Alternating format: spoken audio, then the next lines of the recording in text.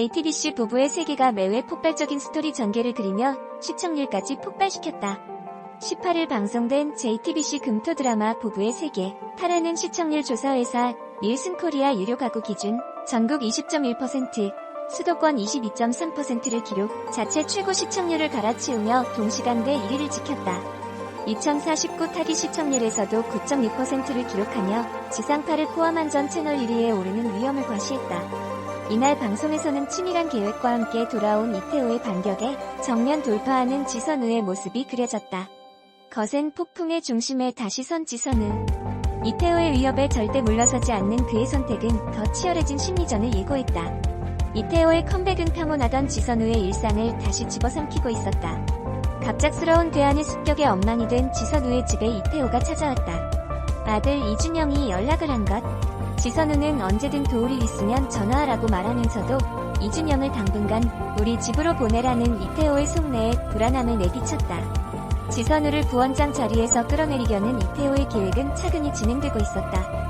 여병규는 딸의 행복을 위해 이태호의 독단적인 기부금 약속을 눈감았고, 부원장 자리를 노리는 설명숙은 부원장 아내를 등에 업고 추 회장 아내에게까지 적극 로비에 돌입했다. 여기에 당신이 여길 떠나라는 협박 편지까지 받은 지선우는 하루하루가 위태로웠다. 아들 이준영과의 관계도 불안했다. 좀처럼 엄마 지선우에게 마음을 내주지 않던 이준영은 김윤기에게 심리상담을 받고 있었다. 이준영은 지선우와 이태호의 이혼의 죄책감을 느끼고 괴로워했다. 심지어 친구들의 물건을 훔치는 모습까지 보이며 흔들리고 있었다. 아들이 심리상담까지 받는 상황에 내몰렸음을 몰랐던 지선우에게 김윤기는 당분간 아빠는 자연스럽게 만나게 해줘라라고 조언했다. 이를 악물고 버텨내던 지선우였지만 다시 괴한이 침입하면서 위기에 몰렸다. 마침 이준영은 이태호의 집에 저녁을 먹으러 보낸 터라 지선우는 혼자였다. 정체불명의 괴한과의 사투가 벌어지고 위험에 몰리던 찰나 고일임의 신고로 경찰이 오면서 가까스로 위기에서 벗어났다. 진정한 위기는 역시 이태호였다. 미년서로부터 부원장 자리에서 쫓아내려는 이태호의 계획을 듣게 된 지선우는 그를 찾아갔다. 따져 묻는 지선우 앞에서 이태호는 당당히 고산을 떠나라고 말했다. 몰래 들어와 내 물건을 손대고 쳐들어와 날 공격하면 내가 겁나서 순순히 도망갈 거라고 생각했니? 라는 지선우의 말에 이태호는 모함하지마. 난 모르는 일이야 라고 끝까지 발톱을 감추며 선을 그었다. 하지만 괴한의 습격 배후에는 이태호가 있었다. 괴한은 바로 박인규였던 것. 박인규의 악감정을 이용해 이태호는 지선우를 고산해서 쫓아낼 작정이었다. 이태호의 역습에 잠시 휘청거렸지만 그의 계획을 간파한 지선우는 당하고만 있지 않았다. 추 회장 아내와의 만남을 시작으로 엄유정이 만든 여우의 모임 자리에 깜짝 등장한 것. 가입을 위한 투표가 즉석에서 열렸고 찬성과 반대가 반반으로 팽팽하게 맞서고 있을 때 여다경이 찬성 의사를 밝히며 그 이중에 궁금증을 느꼈다. 여우회에 가입하며 정면 돌파를 예고한 지선우는 다시 폭풍 속으로 걸어들어갔다. 완벽하게 달라진 판 위에서 더욱 치열해진 심리 싸움이 막을 올렸다. 밑바닥까지 치달은 불행을 이겨내고 자신의 세계를 지켜낸 지선우와 쫓기듯 떠나 칼날을 겨루고 돌아온 이태호. 두 사람의 대결은 물러설 곳이 없어서 팽팽해졌다. 얽히고 설킨 관계 구도의 변화 또한 이들 싸움의 변수로 떠올랐다. 이태호는 자신의 성공과 여병규의 힘, 박인규의 악감정까지 이용해 지선우의 주위에 덧지 놓았다. 지선우를 벼랑 끝으로 내몰고 이준영까지 뺏어올 속셈이다.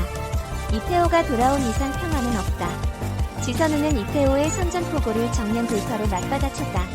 이태호의 가장 가까운 곳부터 공략하기 시작한 것. 여다경과 엄유정이 있는 여우회가 첫 번째 걸음이었다. 빈틈없이 완벽했던 지선우가 이번에는 어떤 계획으로 움직일지 그 행보의 기추가 주목된다. 여기에 칼로 자를 수 없는 두 사람의 복잡한 감정들은 시청자들의 궁금증에 불을 지폈다. 지선우를 내쫓기 위해 모든 것을 걸면서도 정작 지선우가 다치자 겁만 주랬지 다치게 하진 말랬잖아. 무슨 일이 있어도 지선우 몸에 손대지 말라고 경고하는 이태호의 속내도 간단치는 않다. 서로의 모든 것을 알고 있는 만큼 더 치열하게 심리전을 펼칠 두 사람의 전쟁은 다시 시작됐다. 지선우와 이태호의 대립의 이준영, 여다경이라는 변수도 흥미롭다. 이준영은 지선우의 불안을 끝까지 몰아붙일 수 있는 강력한 카드다. 나 하나 괴롭히자고 준영이까지 불안하게 만들지 말라는 지선우의 경고에도 당신 엄마 자격 있어? 라고 되물으며 트라우마를 집요하게 파고들었다.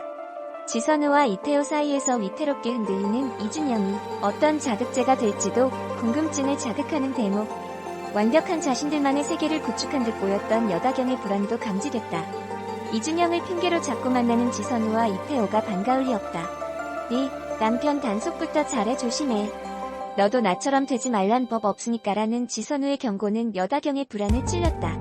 그런데도 여다경은 지선우의 여우의 가입을 찬성하는 파격 선택을 했다. 지선우와 이태호가 부딪히는 한 줄의 과거에서 자유로울 수 없는 여다경. 그의 행보에도 관심이 집중된다.